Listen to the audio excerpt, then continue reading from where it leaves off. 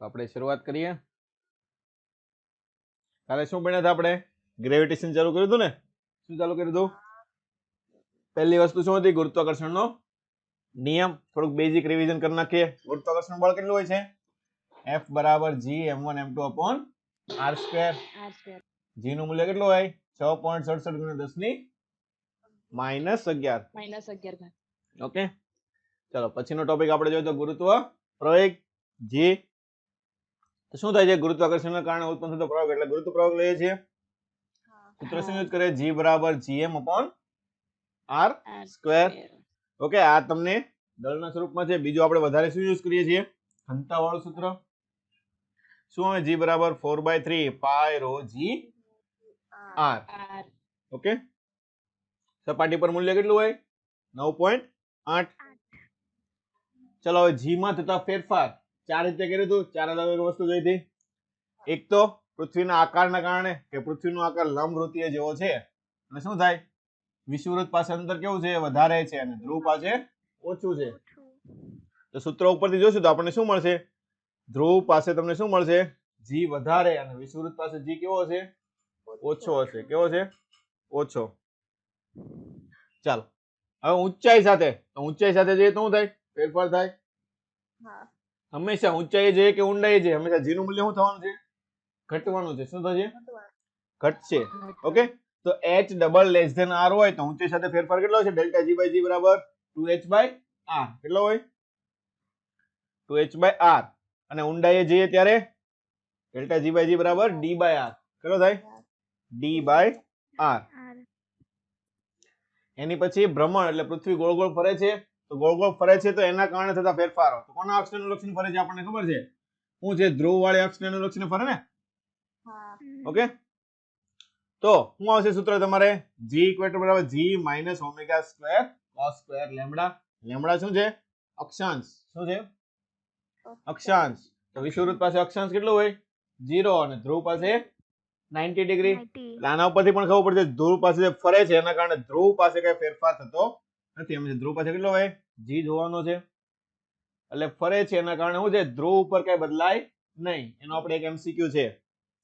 Okay, અને equator પાસે કેટલો આવશે? Minus omega square r cos square 0 એટલે cos 0 ની કિંમત 1 આવશે. ચાલો, દળ અને ઘનતા. ગુરુત્વ તીવ્રતા એટલે કોના જેટલી હોય? ગુરુત્વ પ્રવેગ જેટલી હોય ને. ગુરુત્વ તીવ્રતા કોના જેટલી છે? I બરાબર g જેટલી જ છે. ચલો, જુદા જુદા પદાર્થની ગુરુત્વ તીવ્રતા ભણી ગયા. મેં તમને શું કીધું હતું? ખાસ ગોળો અને ગોળીય કવચ વાળું આપણે વધારે કામમાં આવે છે. શું હોય? અંદરની બાજુ r ના સમપ્રમાણ ને બહારની બાજુ r સ્ક્વેર ના વ્યસ્ત પ્રમાણમાં હોય. ઓકે, અહીંયા તો ખાલી બહારની બાજુ આવશે કેમ કે અંદરની તરફ કોઈ દળ છે નહીં. દળ ન હોય તો કેટલો હશે બળ? 0.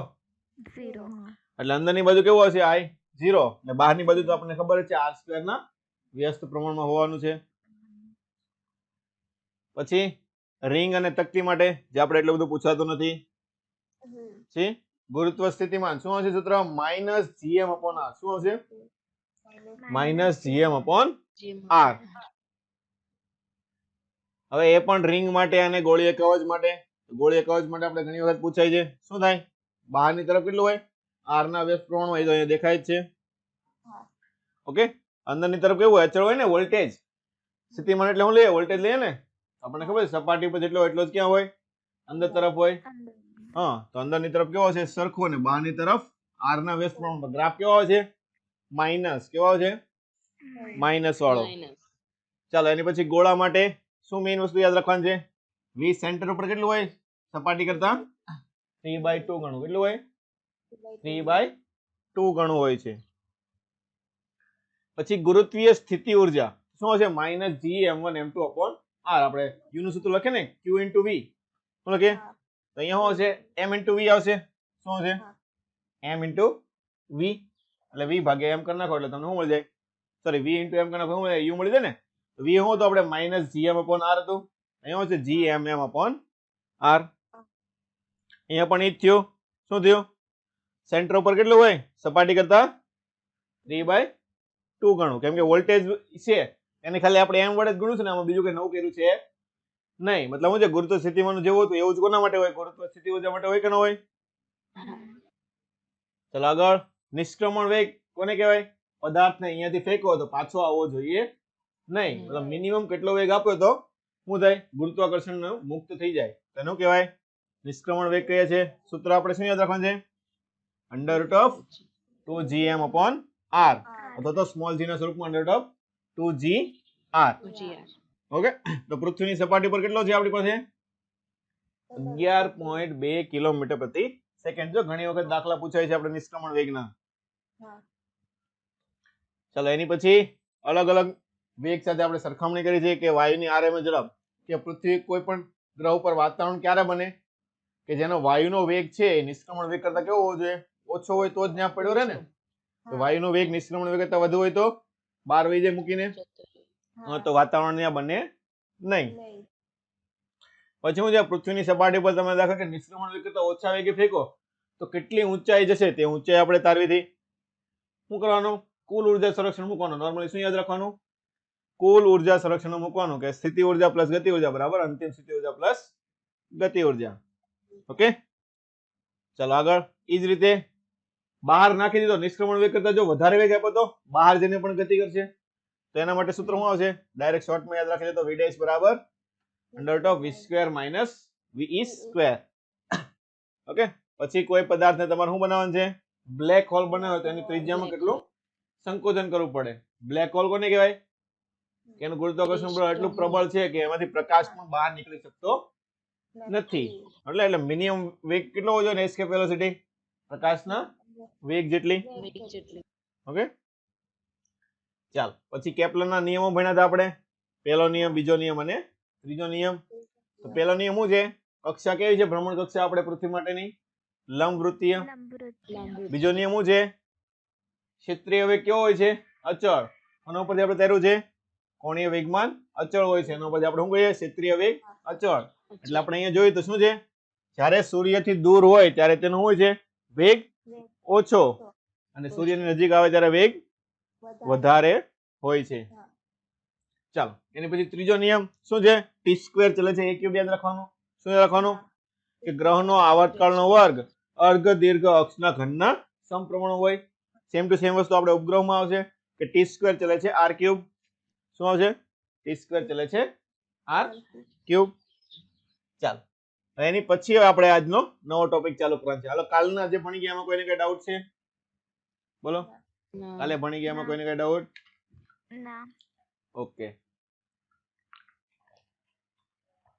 ચાલો તો ઉપગ્રહનો કક્ષીય વેગ શું કીધું છે અહીંયા આપણને?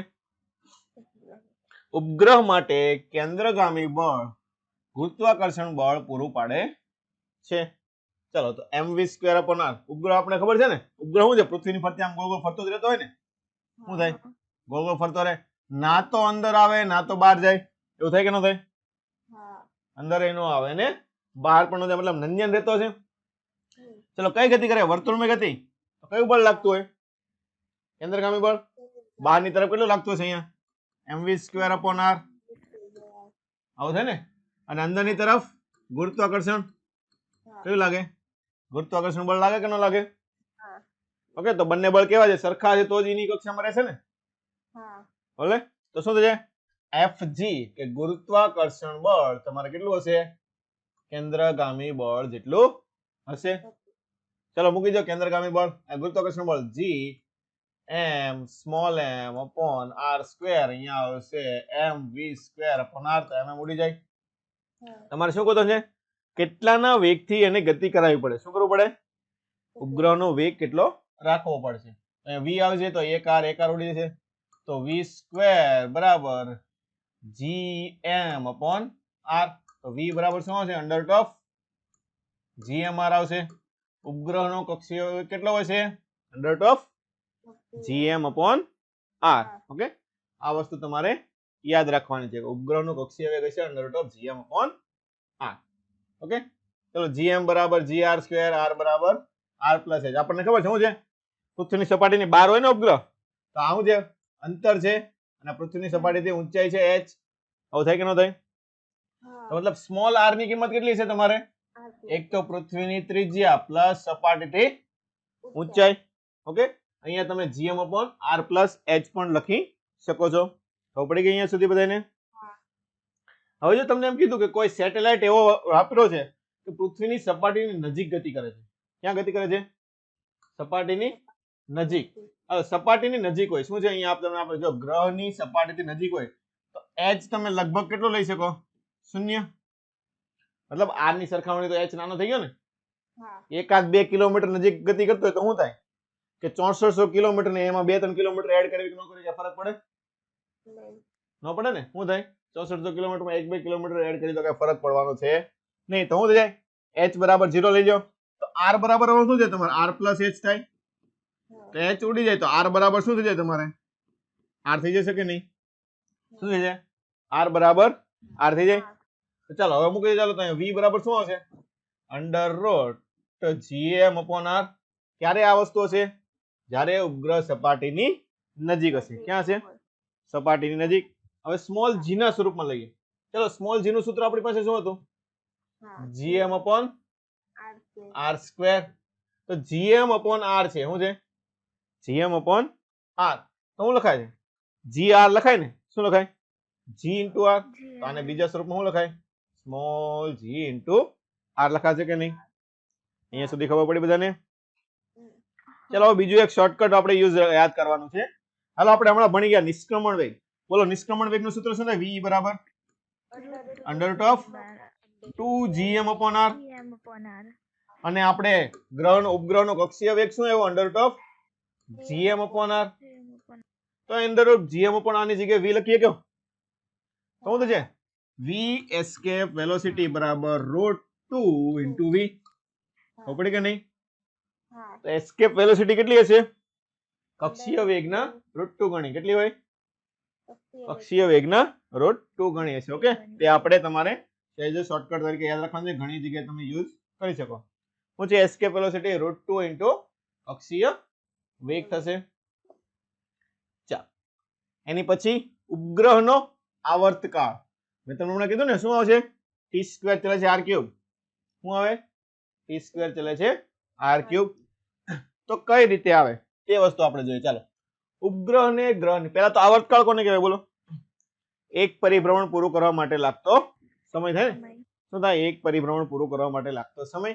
ચાલો તો ઉપગ્રહ ને ગ્રહની આજુબાજુ એક પરિભ્રમણ પૂરું કરવા માટે લાગતો સમય. ચલો શું છે?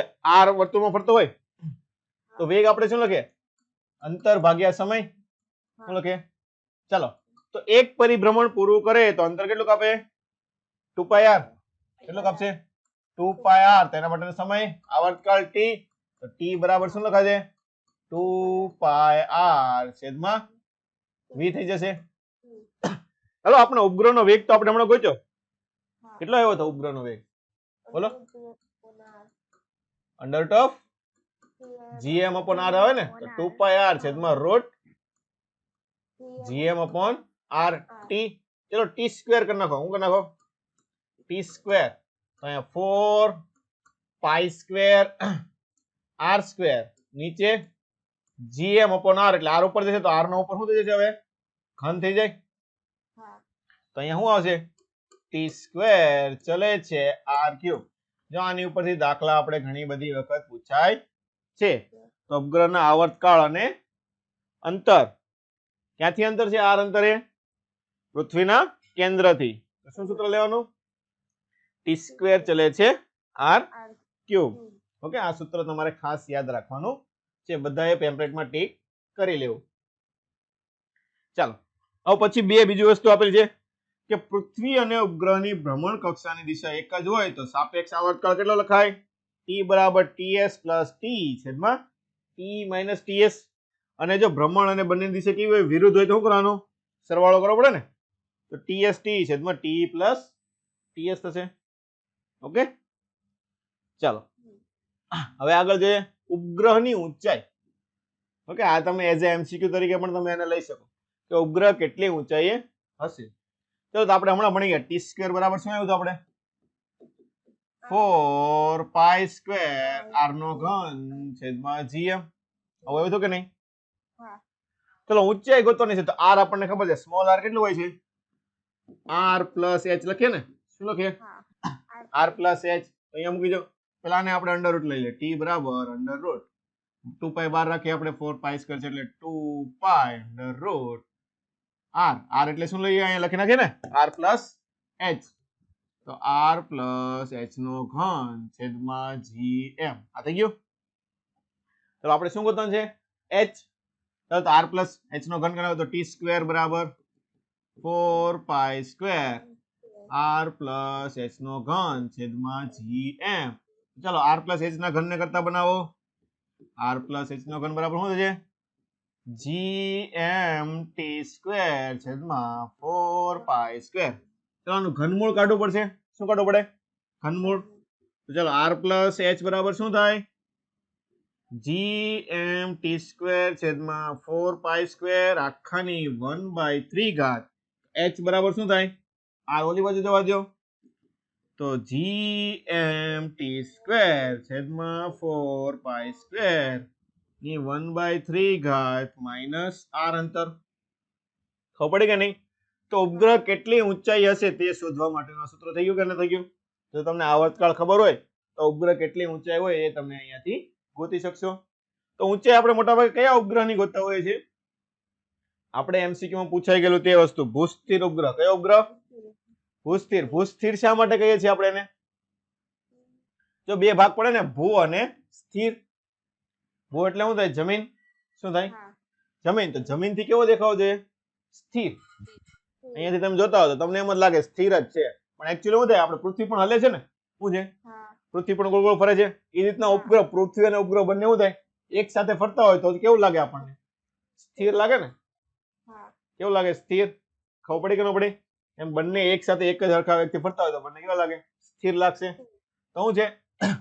જે ઉપગ્રહનો પૃથ્વીના પરથી જોતા સ્થિર દેખાય તેને ભૂસ્થિર ઉપગ્રહ કહેવાય જેનો આવર્તકાળ કેટલો પૃથ્વીને એક પરિભ્રમણ પૂરું કરતા માટે કેટલો સમય લાગે છે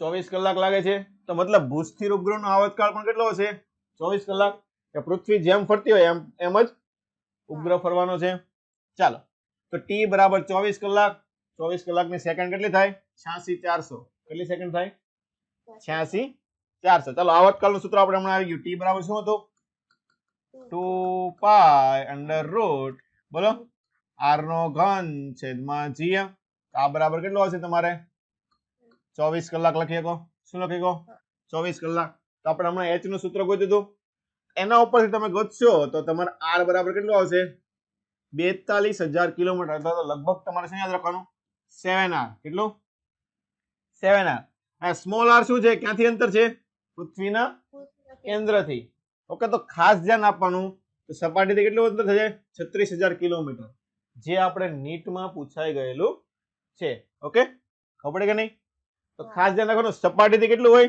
6r હોય કેટલું હોય 6r રકમ ખાસ વાંચવાની તમને એમ કીધું છે કે સપાટી ઉપરથી પૂછવું જોઈએ કે પૃથ્વીના કેન્દ્રથી પૂછેલું છે ઓકે તો ભૂસ્થિર ઉપગ્રહ માટે સપાટી ઉપરથી 36000 કિલોમીટર થાય અને કેન્દ્ર આગળથી 42000 કિલોમીટર થશે ચાલો તો વેગ તો આના ઉપરથી તમે વેગ પણ ગોતી શકશો કેટલો વેગ હશે ભૂસ્થિર ઉપગ્રહનો વેગ લગભગ 3.08 કિલોમીટર પ્રતિ સેકન્ડ હોય છે આપણે જરૂર નથી આપણે અહીં જાણકારી માટે ખાલી આપેલું છે ઓકે નકર તમને ખબર છે gm અને r તમે અહીંયા મૂકી શકો કે નહીં હવે 42000 તો તમને મળી જાય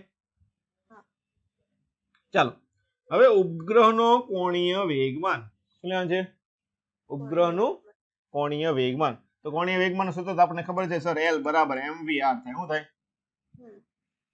ભણી ગયા ને આપણે હમણાં રોટેશનલ મોશન ચેપ્ટરમાં l બરાબર mvr તો વેગ આપણને ખબર છે ને વેગ મળી ગયો ને હવે કેટલો મળ્યો under root of gm by r into r તો r અંદર જાય તો m અંડર રૂટ gmr આવું થાય કે ન થાય ઓકે હવે m ને અંદર લઈ જાવ તો under route g capital m small m નો વર્ગ into r આવું લખાય કે ન લખાય ઓકે આમાં કઈ નવું છે નહીં આપણે જે નોર્મલ સૂત્ર છે એ જ યાદ રાખવાનું છે l બરાબર mvr ચાલો હવે ગ્રહની ઊર્જા જો ઊર્જા ઉપરથી આપણે ઘણી બધી વખત દાખલા પૂછાય છે તો આ ટોપિક આપણા માટે ખૂબ જ કામનો છે હવે સ્થિતિ ઊર્જા તો આપણે મળી ગયા શું હતું u બરાબર m into v v શું આવ્યું છે તમારી પાસે gm upon r મૂલ્ય કેવું લેવાનું માઇનસ તો માઇનસ gmm upon r તો આ તમારે શું થઈ ગઈ સ્થિતિ ઊર્જા થઈ ગઈ શું થઈ ગઈ સ્થિતિ ઊર્જા ઓકે ચાલો તો બીજું શું લખાય minus L square by M R square L નું સૂત્ર મૂક્યું હમણાં કોણીય વેગમાન મૂક્યું હતું કે નહીં શું મૂક્યું હતું કોણીય વેગમાન તો L square upon M R square લીધું છે જે આપણે એટલો બધો ઉપયોગમાં લેતા નથી મેઇન સૂત્ર આપણે શું યાદ રાખવાનું u બરાબર માઇનસ gmm upon r ચાલો તો બીજી વસ્તુ શું છે આપણી પાસે ગતિ ઊર્જા આવે ને શું આવે ગતિ ઊર્જા આવે તો ગતિ ઊર્જાનું સૂત્ર શું આવે કે બરાબર હાફ ઓફ mv સ્ક્વેર કોની ઊર્જા જોઈએ છે આપણે ઉપગ્રહની ઉપગ્રહનો કક્ષીય વેગ આપણે ભણી ગયા કેટલો હોય under root of gm upon r તો શું થઈ જાય વર્ક કરીએ તો gm upon r એટલે શું થઈ જાય half of gm upon r ઓ થઈ ગયું કે ન થઈ ગયું ચલો જો ખાસ વસ્તુ ગતિ ઊર્જા ગમે ત્યારે લખો તો કેવી આવશે ધન આવે ને મેં તમને પહેલા સમજાવ્યું હતું શા માટે હંમેશા ધન લેવાની ખબર પડી કે નહીં ગતિ ઊર્જા હંમેશા કેવી લેવાની ધન ચલો કુલ ઊર્જા ટોટલ એનર્જી શું થાય ગતિ ઊર્જા પ્લસ સ્થિતિ ઊર્જા ચલો કરો સરવાળો તો અહીંયા gm upon 2r minus gm upon r તો આખામાંથી અડધું જાય તો કેટલું વધે અડધું શું છે અડધું તો શું હશે માઇનસ gm upon 2r તો આ તમારે શું થઈ ગઈ કુલ ઊર્જા શું થઈ ગઈ કુલ ઊર્જા ઓકે શું છે કુલ ઊર્જા કેટલી આવશે minus gm upon r sorry 2r હા ઓકે ચાલો હવે જો બીજી એક ખાસ વસ્તુ તમારે યાદ તો માત્ર એક જ સૂત્ર યાદ રાખવાનું છે કયું સ્થિતિ ઊર્જા કેટલું યાદ રાખવાનું છે સ્થિતિ ઊર્જા કે માઇનસ gm upon r પછી ગતિ ઊર્જા કેટલી હોય માઇનસ ટાઈમ કુલ ઊર્જા આપ જોયું ને જો ગતિ ઊર્જા કેટલી થઈ half of gm upon r કુલ ઊર્જા પણ એ જ છે ને half of gm upon r પણ મૂલ્ય કેવું છે એનું માઇનસ છે ને કેવું છે માઇનસ હવે આ કુલ ઊર્જા અને સ્થિતિ ઊર્જા જોવો ચાલો તો સ્થિતિ ઊર્જા કરતા કુલ ઊર્જા કેવી છે અડધી કેવી છે અડધી થાય ને શું થાય તો સ્થિતિ ઊર્જા કરતા કુલ ઊર્જા કેવી હોય અડધી હશે કેવી હશે અડધી ઓકે અને ગતિ ઊર્જા બરાબર માઇનસ ટાઈમ કુલ ઊર્જા અને સ્થિતિ ઊર્જા બરાબર 2 ટાઈમ્સ કુલ ઊર્જા લખાય ને શું લખાય 2 ટાઈમ્સ કુલ ઊર્જા એટલે કુલ ઊર્જા આપણને ખબર છે કેવી હોય ઊર્જા સંરક્ષણના નિયમ ઉપરથી અચળ હોય ને કેવું હોય અચળ આ તો બંધન ઊર્જા કેટલી થાય માઇનસ ઈ શું છે કુલ ઊર્જા બંધન ઊર્જા કોને કહેવાય ચાલો તો બંધન ઊર્જા કોને કહેવાય પેલા બોલો બંધન ઊર્જા કોને કહેવાય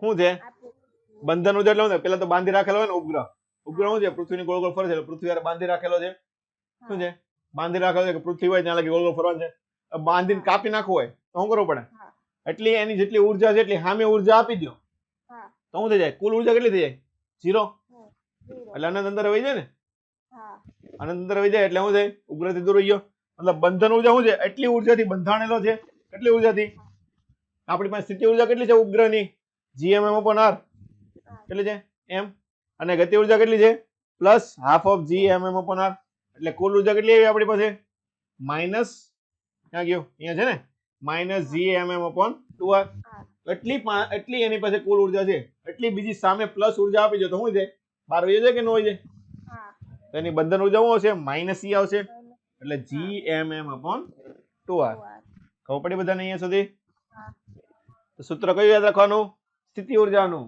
તો કુલ ઊર્જા કેટલી હોય સ્થિતિ ઊર્જા કરતા અડધી કેટલી હોય અડધી અને ગતિ ઊર્જા માઇનસ ટાઈમ્સ કુલ ઊર્જા ઓકે ખબર પડી કે નહીં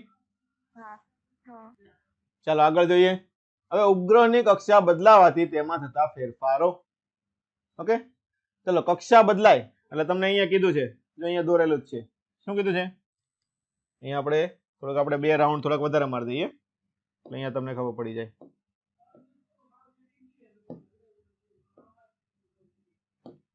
દાખલા તરીકે આ એક છે આમ કેમ થઈ ગયું?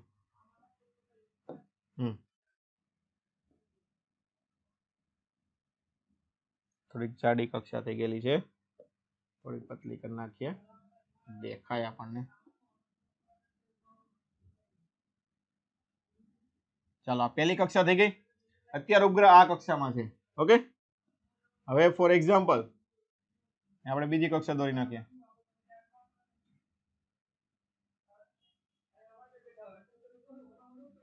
ચાલો શું છે હવે? ઉપગ્રહ તમારે અત્યારે R1 કક્ષામાં ફરે છે. ક્યાં ફરે છે? R1 માં. એને R1 માંથી ક્યાં લઈ જવાનું છે તમારે? R2 માં લઈ જવાનું છે. તો કેટલી ઉર્જા આપવી પડે? આપણને ખબર છે અનંત અંતર લઈ જાવ તો એટલી ને એટલી ઉર્જા પડે. અનંત અંતર લઈ જાય તો R1 માંથી R2 માં લઈ જાવ હોય તો જેટલી ઉર્જાનો ફેરફાર છે એટલી આપવી પડે કે ન આપવી પડે? શું છે ઉર્જાનો જેટલો ફેરફાર છે એટલે આપવી પડે. તો કાર્ય કેટલું કરવું પડે R1 થી R2 માં લઈ જવા માટે? E2 - E1 જેટલો. કે અહીંયા કેટલી ઉર્જા હતી, અહીંયા કેટલી, બેને જે ઉર્જાનો તફાવત આવે એટલું તમારે કાર્ય કરવું પડે. ચાલો તો કુલ ઉર્જાનું સૂત્ર આપણે ભણી ગયા. શું આવે? -Gm/2r. શું છે? -Gmm/2r. તો મૂકો ચાલો -Gmm/2. કઈ કક્ષા? E2 એટલે R2 માઇનસ Gmm/2r1. ચાલો કોમન શું આવી જશે આમાંથી? Gmm/2 કોમન આવી જાય તો Gmm/2 r તો નહીં આવે ને, r બંને માટે અલગ છે. તો અહીંયા શું વધશે? આ માઇનસ માઇનસ પ્લસ એટલે 1/r1 - 1/r2. ઓકે, તો એટલું કાર્ય કરવું પડે. આ તમે ડાયરેક્ટલી યાદ રાખી લો તો પણ ચાલશે. નીટમાં આના ઉપરથી એમસીક્યુ આપણે પૂછાય છે. ઓકે, શું આવશે? Gmm/2 1/r1 - 1/r2. ચાલો અહીંયા સુધી બધાને આવડી ગયું?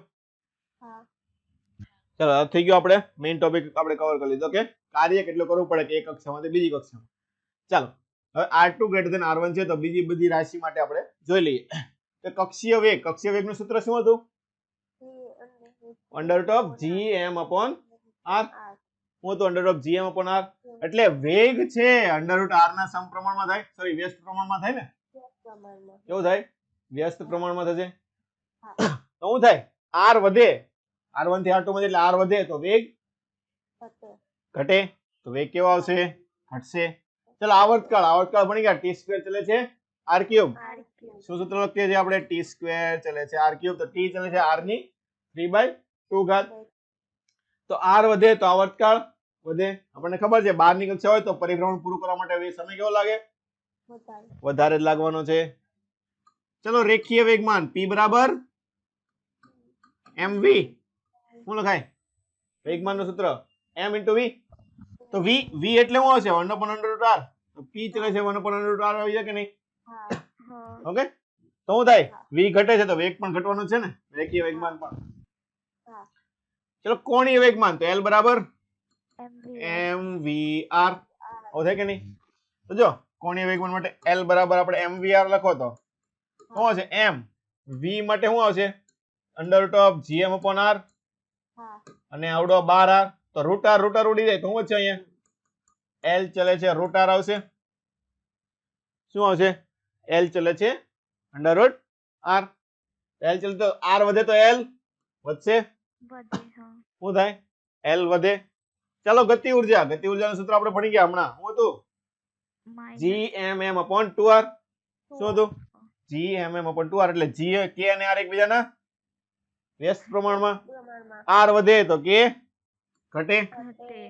સ્થિતિ ઉર્જા શું હતું? -Gmm/r. તો r ના વ્યસ્ત પ્રમાણમાં મૂલ્ય કેવું? માઇનસ કેવું હોય? ઋણ. તો શું થાય? આપણને ખબર છે ઊંચાઈ જેમ જઈએ એમ સ્થિતિ ઉર્જા શું થાય? વધે ને. મતલબ R1 થી R2 અંતર વધ્યું તો સ્થિતિ ઉર્જા શું થવાની છે? વધવાની જ છે. ચાલો કુલ ઉર્જા એ પણ આપણે જોયું ને -Gmm/r. તો એ પણ શું થશે? વધશે કે નહીં વધે?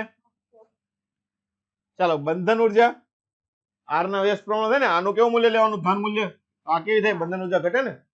જેમ દૂર હોય એને વધારે બહાર મોકલવા માટે ઓછી ઉર્જા આપવી પડે કે ન આપવી પડે? જેમ નજીક હોય એમાં એની ઉર્જા કેવી આપવી પડે? વધારે આપવી પડે ને બહાર મોકલવા માટે. તો એની બંધન ઉર્જા શું થશે? બહાર જેમ જશે એમ ઘટતી જશે. ચલો અહીંયા આપણે થિયરી પૂરી થાય છે. તો કોઈને કઈ ડાઉટ છે થિયરીમાં? બોલો, ગ્રેવિટેશનની થિયરીમાં કોઈને ડાઉટ છે? બોલો, પછી નકર આપણે એમસીક્યુ ચાલુ કરીએ. છે કોઈને ડાઉટ? ઓકે, ચાલો ચાલો બધા એમસીક્યુ ખોલો. ચાલો પહેલો એમસીક્યુ શું કીધું છે? પૃથ્વીની આસપાસ વર્તુળાકાર કક્ષામાં ઉપગ્રહ અચળ વેગથી ભ્રમણ કરે તો પૃથ્વી દ્વારા ગુરુત્વાકર્ષણ બળ લાગતું બંધ થઈ જાય તો શું થાય? બોલો. સ્પર્શકની દિશામાં અવિવેકથી ગતિ કરે ને? ઈ તો સાવ સહેલું છે, એમાં કઈ આપણે નવું છે નહીં.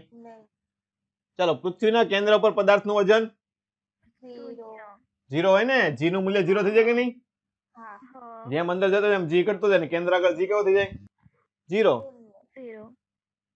બે પદાર્થ વચ્ચે અંતર બમણું કરવામાં આવે તો ગુરુત્વાકર્ષણ બળ તો F ચલે છે 1/r² આવે. હા, તો r બમણું થાય, r ડેશ બરાબર 2r થાય તો F કેટલું થશે? F/4. ચોથા ભાગનું થાય ને? કેટલું થાય? ચોથા ભાગનું થશે. ચલો, બે સમાંતર એમ ધરાવતા કણો r ત્રિજ્યાના વર્તુળમાં ગુરુત્વાકર્ષણની અસર હેઠળ ગતિ કરે છે તો તેમની ઝડપ, તો ખાસ અહીંયા આપણે દોરી નાખીએ, આપણે કલર થોડોક ચેન્જ કરી નાખીએ. ચાલો, આ એક વર્તુળ થઈ ગયું. શું થઈ ગયું? વર્તુળ. તો બે કણો ગતિ કરે છે. શું કરે છે? બે કણો. એક કણ અહીંયા છે, બે સમાન દળના. શું છે? સમાન દળના કણો. ઓકે, r ત્રિજ્યાના વર્તુળમાં, એટલે આની ત્રિજ્યા કેટલી થઈ ગઈ? આવડી અંતર r. આ પણ r હોય ને? આ એનું શું થઈ ગયું? કેન્દ્ર.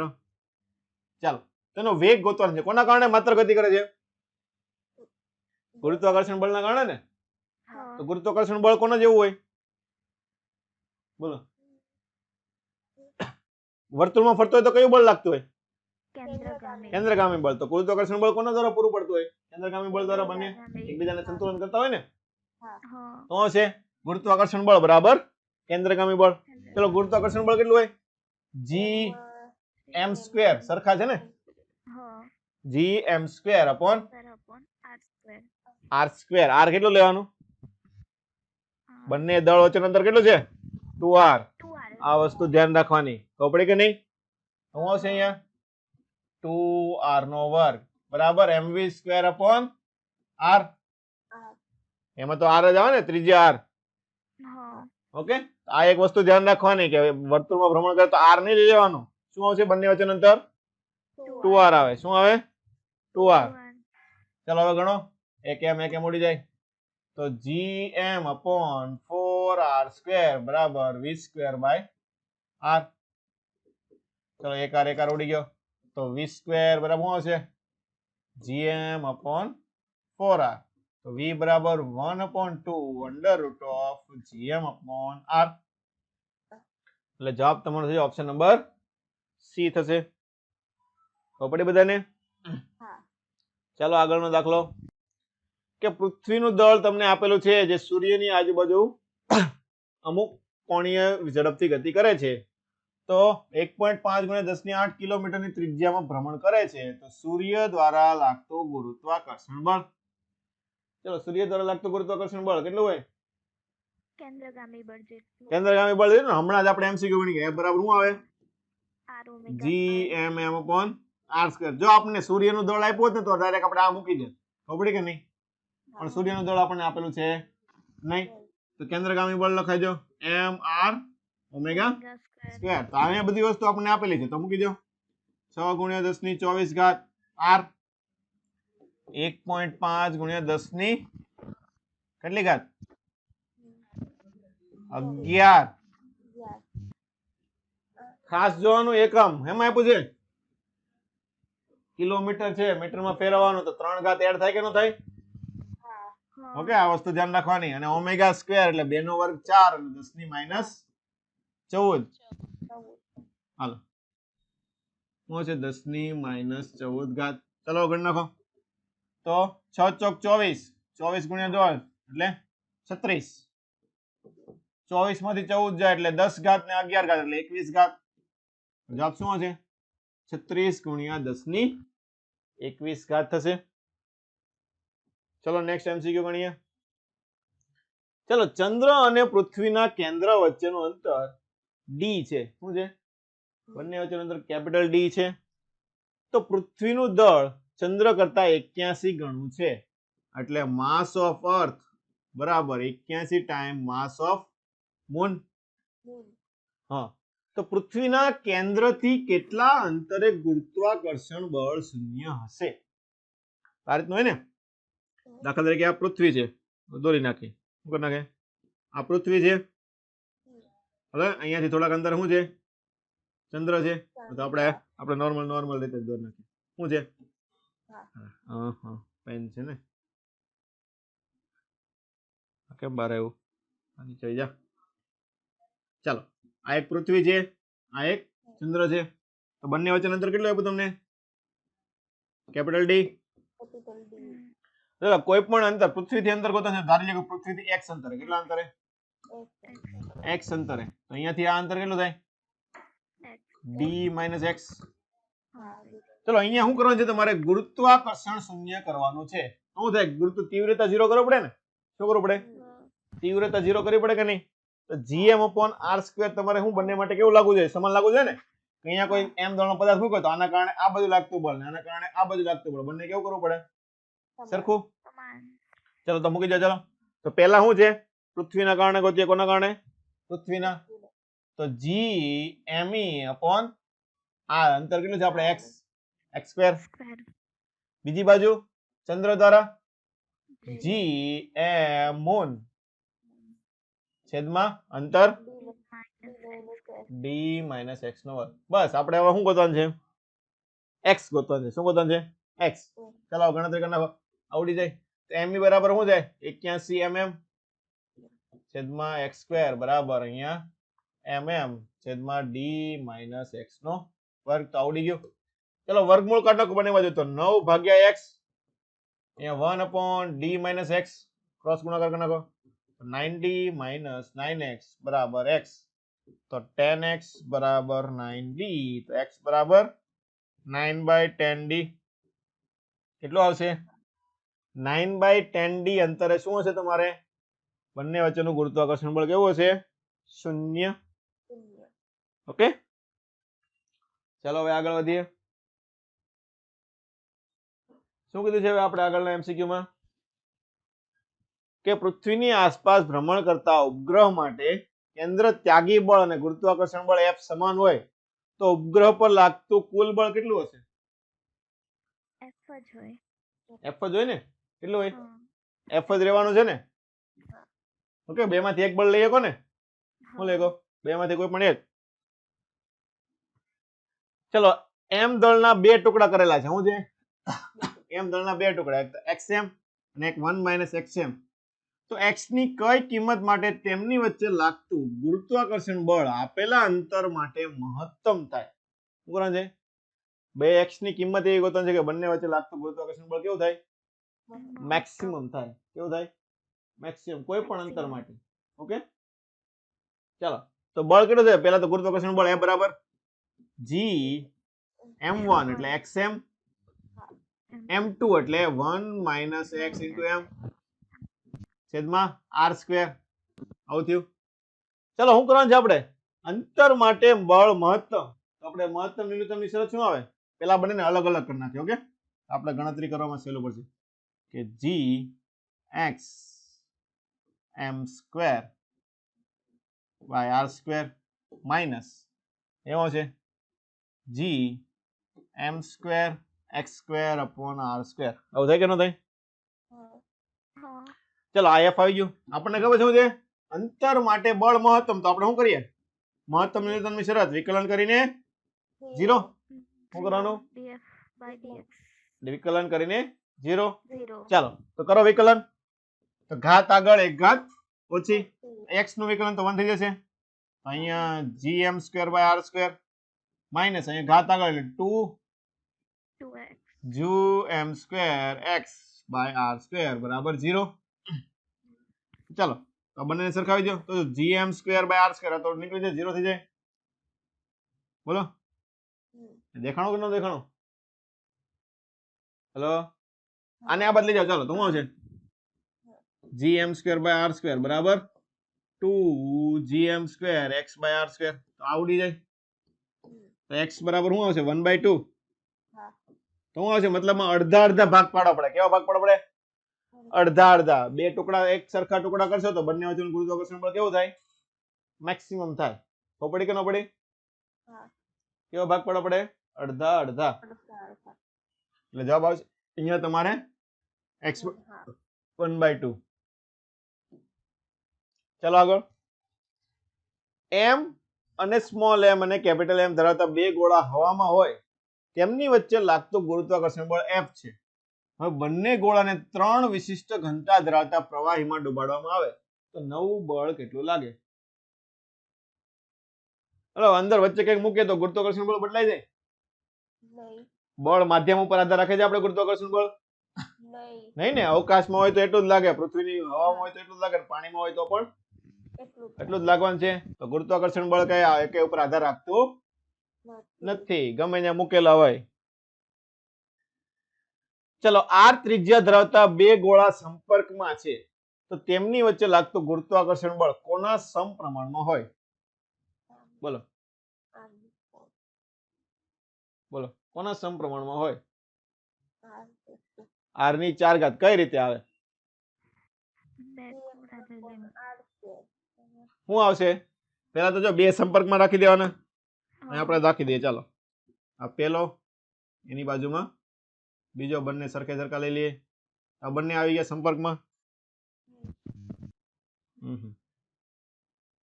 ચાલો કેમ મળતું નથી હા આ બંને ગોળા એકબીજાના સંપર્કમાં આવી ગયા કે ન આવી ગયા ચાલો તો બંને વચ્ચેનું અંતર પહેલા કેટલું થઈ જાય આવડું અંતર 2r થઈ જાય ને કેટલું થઈ જાય કેપિટલ R રાખો તો કેપિટલ R આપેલું છે એટલે આપણે કેપિટલ R રાખીએ ઓકે ચલો તો બંને વચ્ચેનું હવે ગુરુત્વાકર્ષણ બળ F બરાબર g m1 m2 upon r². તો બંને ગોળા કેવા છે સરખા લીધા છે કીધું નથી આપણે કેવા લેવાના થાય સરખા ચાલો મૂકી દે તો g પણ તમને r ના સ્વરૂપમાં કીધું છે દળ તમને કઈ આપેલું છે નહીં તો દળ બરાબર શું લખાય m બરાબર ρ * v શું લખાય ρ * v તો ρ બરાબર v ગોળો લઈએ ને આપણે 4/3 પાઈ r નો ઘન તો પડી કે ન પડી અહીંયા આવશે ને g ρ 4/3 પાઈ r ક્યુબ અહીંયા પણ જ આવશે ρ 4/3 પાઈ r ક્યુબ છેદમાં અહીંયા 2r આવે ને શું આવે 2r નો વર્ગ તો f ચલે છે r ની ઉપર કેટલી ઘાત થાય 3 ને 3 6 અને નીચે 2 ઘાત તો વચ્ચે કેટલી 4 ઘાત વધે કે ન વધે કેટલી ઘાત વધે 4 ઘાત તો જવાબ તમારો કેટલો આવશે r ની 4 ઘાત ડાયરેક્ટ સૂત્ર ઉપરથી લખી નહીં દેવાનું કે r ની -2 તો પડે કે ન પડે પહેલા ગણીને જોવાનું ચાલો નેક્સ્ટ ચાલો હવે આપણે ઊંચાઈ અને ઊંડાઈમાં g માં થતા ફેરફારના બધા આપણે હવે દાખલા આવ્યા છે તો પૃથ્વીની સપાટીથી h ઊંચાઈ પર ગુરુત્વ પ્રવેગ અને x ઊંડાઈ પર ગુરુત્વ પ્રવેગ સમાન હોય તો આ તો મેં તમને ક્લાસમાં કરાવ્યું હતું ને શું આવ્યું હતું 2h ઊંચાઈ અને x ઊંડાઈ સમાન હોય કે નહીં ઓકે પાછી ગણવાની જરૂર પડશે કે આવડશે આવડશે ને ચાલો તો છે x બરાબર 2h ઓપ્શન નંબર બી ચલો પૃથ્વીની સપાટી પર પદાર્થનું વજન 700 ગ્રામ હોય તો પૃથ્વી કરતા 7મા ભાગનું દળ અને અડધી ત્રિજ્યા ધરાવતા ગ્રહ પર પદાર્થનું વજન કેટલું થાય એટલે પહેલા તમારે g ગોતો પડે કે નહીં શું ગોતો પડે g વજન એટલે mg થાય ને શું થાય m * g તો g કેટલું આપ્યું તમને g me r² re² થાય ને પૃથ્વી માટે હવે કેપિટલ R લેતા આપણે કેપિટલ R લખી દઈએ ઓકે કેપિટલ re².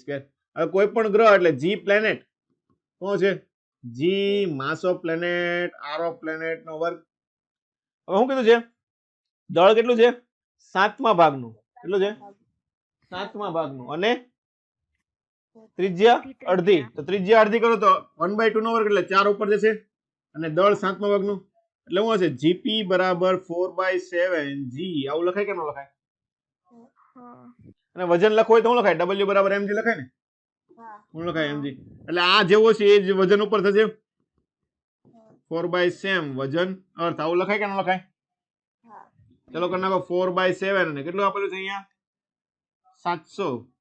તો જવાબ તમારો કેટલો આવશે અહીંયા 400. કેટલો આવશે 400. જો આ રીતના એમસીક્યુ તમારે પૂછાઈ શકે છે. મોટા ભાગના આ રીતના દાખલા કે ત્રિજ્યા અડધી કરી, દળ અડધું કર્યું, ઘનતા બમણી કરી. ઓકે, ચાલો આગળ. પૃથ્વી સ્થિર થઈ જાય તો વિષુવવૃત્ત ઉપર ગુરુત્વ પ્રવેગનું મૂલ્ય શું થાય? વધે ને? જો પેલા જી ડેશ ભ્રમણ કરતી હતી ત્યારે કેટલું હતું? જી માઇનસ ઓમેગા સ્ક્વેર આર હતું કે નહીં? ને કોસ સ્ક્વેર લેમ્ડા હતું, પણ વિષુવવૃત્ત કીધું એટલે ઈ 1 થઈ ગયું. હવે જો ભ્રમણ કરતી બંધ થઈ જાય એટલે ઓમેગા કેવો થઈ ગયો? 0. તો હવે નવું જી ડેશ કેટલું થઈ જશે તમારે? જી. આના કરતા શું થયું? વધ્યું ને? શું થયું? વધ્યું એટલે શું આવશે? વધશે. ચલો એની વસ્તુ તમને ધ્રુવ માટે કીધું હોય તો શું આવે? ઘટે. કઈ ન આવે, અચળ રે આવે. શું આવે? કેમ કે ધ્રુવ ની ફરતે ભ્રમણ કરે છે ને, તો ધ્રુવ ઉપર તો ફરે છે એની આમથી કોઈ અસર નથી થતી. તો પડે કે ન પડે? એટલે ધ્રુવ પર કેવું રે? બંધ થઈ જાય કે ફરતી હોય કેવું રે? વજન અચળ રે. કેવું રે? જી નું મૂલ્ય અચળ રે. ચાલો હવે પૃથ્વીની ત્રિજ્યા તમને 6400 કિલોમીટર, ગુરુત્વ પ્રવેગ 10. તો 5 કિલોના પદાર્થને વિષુવવૃત્ત પાસે વજન રહિત કરવા માટે પૃથ્વીની કોણીય ઝડપ કેટલી હોવી જોઈએ? ચલો વજન રહિત ક્યારે થાય? કેટલો વેગ થાય? નિષ્ક્રમણ વેગ જેટલો. વજન રહિત એટલે વજન કેવો કરી નાખવાનો? 0. વજન એટલે શું થાય? mg. તો g 0 કરવો પડે ને? શું કરવું પડે? g 0. ચલો ફરતો હોય ત્યારે g કેટલો હોય? g ડેશ બરાબર g minus omega square r હોય. વિષુવવૃત્ત પાસે પૂછેલું છે. ઓકે, એટલે આપણે ડાયરેક્ટ નકર અહીં cos સ્ક્વેર લેમ્ડા આવે અને આનું મૂલ્ય આપણે કેટલું કરી નાખીએ? લેમ્ડા બરાબર 0. હા, તો લેમ્ડા 0 તો આ 1 થઈ જાય ને, એટલે આપણે g ડેશ કેટલો લખીએ વિષુવવૃત્ત પાસે? g minus omega square r લખે કે નહીં? તો આપણને ખબર છે વજન રહિત કરવાનો છે એટલે વજન 0, તો g ડેશ કેટલું હશે? 0. તો આ 0 કરી નાખો તો g minus omega square r. તો ઓમેગા સ્ક્વેર બરાબર શું આવી જાય? g બાય r આવી જાય કે ન આવી જાય? તો પડી કે ન પડી અહીંયા? ઓકે, ચલો તો g બાય r તો ઓમેગા બરાબર શું આવશે? Under root of g upon r. ચલો બધી વસ્તુ આપેલી છે. g 10 r 6400 પણ શું આવશે? કિલોમીટર એટલે 10 ની 3 ઘાત. અને 6400 0 0 કરવાનું થઈ ગયું ને? 0 0 10 ની 3 ઘાત. તો 1 ઘાત ઉડી જાય એટલે 2 ઘાત. તો વર્ગમૂળ કાઢશો તો શું છે? બરાબર 6400 નું વર્ગમૂળ 80 અને 100 નું વર્ગમૂળ 10 એટલે 800. શું હશે? તો 1/800 રેડિયન પ્રતિ સેકન્ડ. એટલે ઓપ્શન નંબર સી થશે. ખબર પડી બધાને? ચલો આગળ. હવે પદાર્થનું વજન ખીણમાં પૃથ્વીની સપાટી ઉપર અને પર્વત ઉપર W1 2 3 હોય તો ચલો ઉપર જાય એમ વજન શું થાય? g. ઘટે. નીચે જાય એમ ઘટે ને? મહત્તમ ક્યાં હોય? સપાટી ઉપર. શું છે? W2 છે W1 કરતા પણ મોટું હોય અને W3 કરતા પણ મોટું હશે. ઓપ્શન નંબર એ લખીએ કે ને? W1 W2 કરતા મોટું અને W3 કરતા પણ મોટું.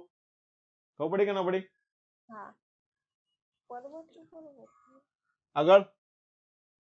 પૃથ્વી એકાએક ઝડપથી ફરવા લાગે એટલે શું થયું? ઝડપથી ફરે એટલે ઓમેગા ને તમારે કેવો કરવાનો છે? વધારવાનો છે. શું છે? ઓમેગા વધે. ચલો આપણે હમણાં ભણી ગયા g ડેશ બરાબર શું થાય? g minus omega square r cos square lambda. જો ખાસ કેમ કે તમને અહીંયા ધ્રુવ અને વિષુવવૃત્ત બંને આપ્યું છે. ખબર પડી કે નહીં? તો ધ્રુવ ઉપર શું થાય? ધ્રુવ પર g ડેશ બરાબર g અને વિષુવવૃત્ત પર g ડેશ બરાબર g minus omega square f. તો મેં તમને જે હમણાં કહી રહ્યો છું ધ્રુવ ઉપર કઈ અસર થાય ગમે એમ ફરે બંધ થઈ જાય વધારે ફરે નહીં આમાં કેવું રહે અચળ હાલો ઓમેગા વધે શું છે ઓમેગા વધે તો g ડેશ નું મૂલ્ય શું થશે ઘટે શું થશે ઘટે ને આને તમે વધારશો તો આ વસ્તુ કેવી થશે ઘટશે એટલે વિષુવવૃત્ત પાસે વજન શું થાય ઘટે અને ધ્રુવ પાસે અચળ રહે એટલે ઓપ્શન નંબર બી આવશે ચલો આગળ r પૃથ્વીની ત્રિજ્યા આપેલી હોય તો ધ્રુવ પ્રદેશ પાસે ગુરુત્વ પ્રવેગનું મૂલ્ય gp હોય તો 60 અક્ષાંશ પાસે ગુરુત્વ પ્રવેગનું મૂલ્ય તો આપણે ધ્રુવ પાસે શું લખાય g ડેશ બરાબર g એટલે gp આપ્યું છે આવું થાય ને g ડેશ બરાબર g બરાબર gp ચલો તો આપણે g ડેશ નું મૂલ્ય કોઈ પણ જગ્યાએ લખવું હોય તો g minus omega square r cos square lambda આવું થાય કે ન થાય ચાલો g બરાબર તો આપણે gp આવી ગયું minus omega square r cos square theta ખૂણો 60 નો તો cos 60 ની કિંમત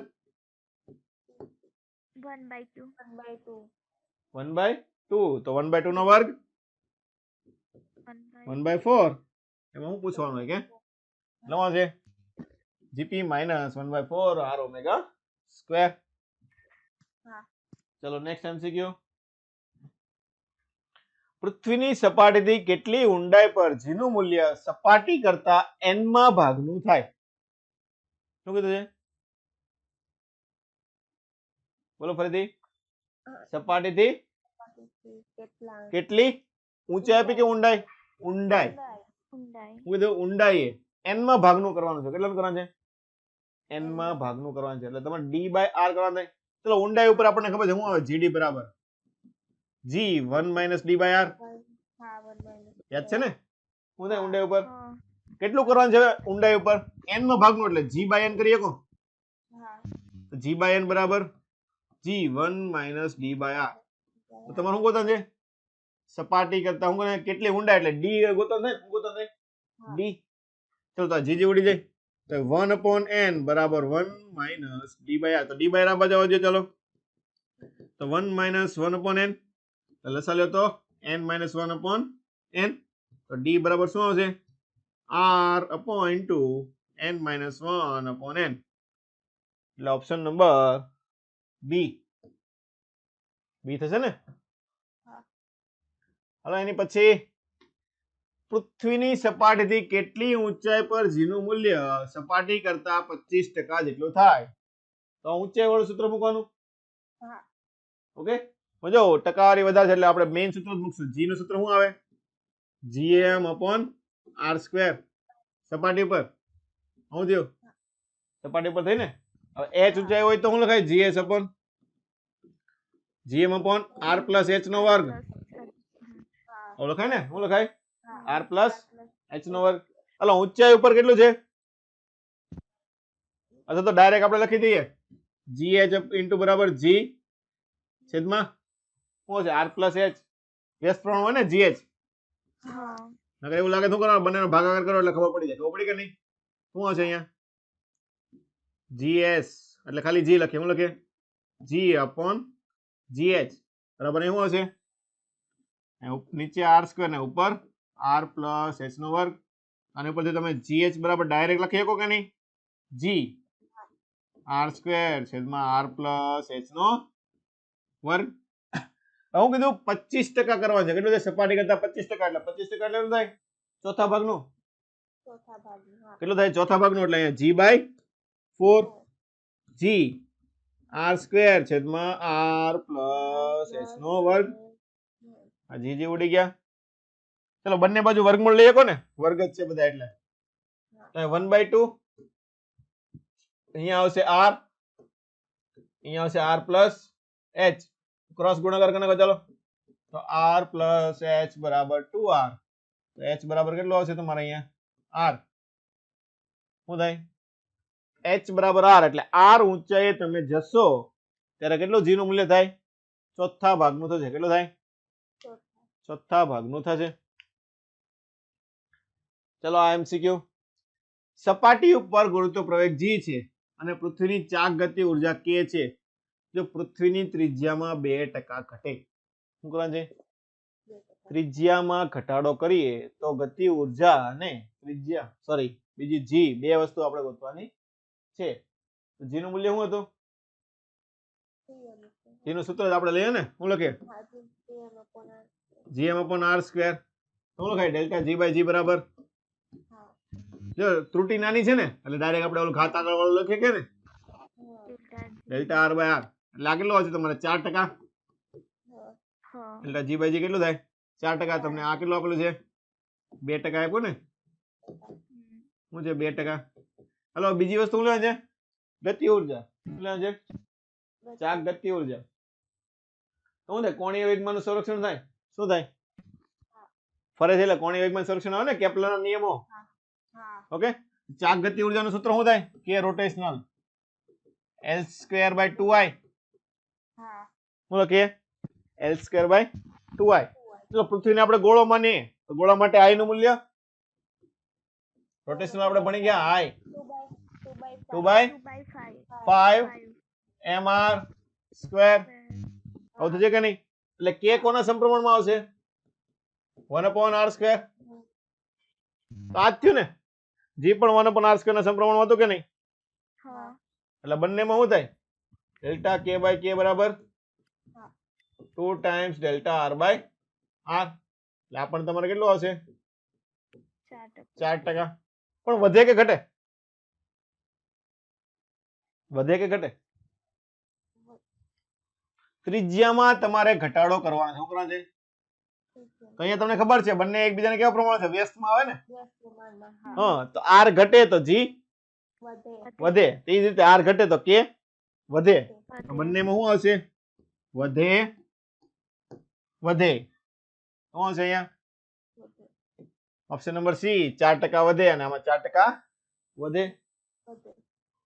ઓકે, ચાલો એની પછીનો એમસીક્યુ જોઈએ કે સપાટી પર વજન 72 ન્યૂટન છે. પૃથ્વીની સપાટી પર સપાટીથી r/2 ઊંચાઈ ઉપર વજન કેટલું હશે? ક્યાં જોવાનું છે તમારે? r/2 ઊંચાઈ ઉપર તમારે વજન ગોતવાનું છે. ઓકે, આ પ્રકારના દાખલા આપણે નીટમાં પૂછાઈ શકે છે. તો આપણે હમણાં જોયું હતું ને gh બરાબર શું લખતા હતા આપણે? g r² r plus h નો વર્ગ. એટલે જેવું g હોય એવું જ વજન હોય ને. શું હોય? વજન. અહીંયા wh કરી નાખીએ.